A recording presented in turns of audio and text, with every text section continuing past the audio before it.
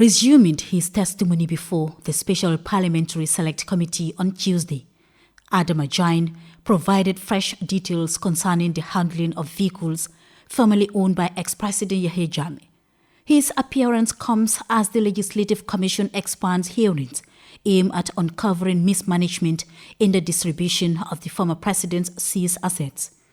During the session, Jammeh categorically denied ever having direct contact with former President Jammeh or conducting any form of transaction on his behalf. His statement was in response to inquiries from the lead counsel, who questioned the procedures surrounding the management of Jammeh's bank accounts and the alleged unauthorized handling of his vehicles. Were you ever called by the former president or any of his close associates to undertake errands, assignments, or deliver items? No. Would it shock you if I were to tell you that, in fact, our information has come to us from our investigation team that during the former president's tenure, in one of his close associates, and if I were to tell you that you are that person, what would you say? No. No is all you have to say. You're not that person. I'm not that person. What if I was to shock you and tell you that maybe consciously or subconsciously you used to go and deposit money into Yahya Jammeh's account? It never happened. That was never you? Yes, we have Jammeh. He's a senior officer. The time I know her, I think by then she was a captain, but actually I don't know what rank she carried. She was actually working with Yahya Jammeh directly, called Jammeh, but she's a lady. Continuing with his testimony, Jammeh disclosed that one of the seized vehicles was given to a certain Mr. Turo Jammeh. He also mentioned that all the vehicles were retrieved from a military officer, General Bassing.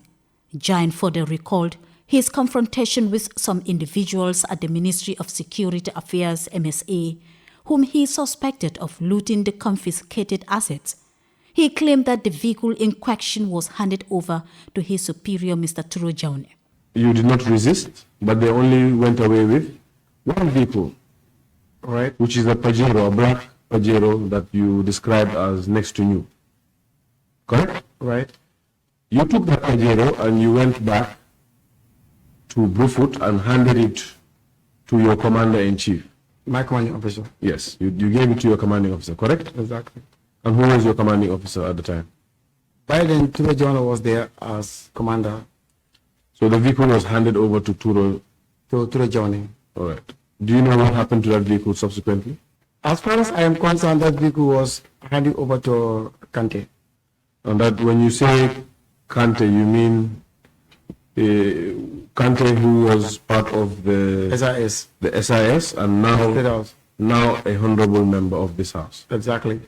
So you mean Honorable Kante? Exactly. Okay. In a gripping testimony, Jammeh admitted that he acted independently without directives from any senior officer.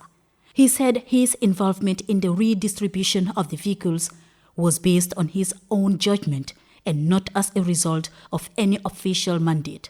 This admission raised concerns among committee members about the legality and transparency of his actions. What motivated you to take upon yourself, given that you were not in charge of MSA at that time?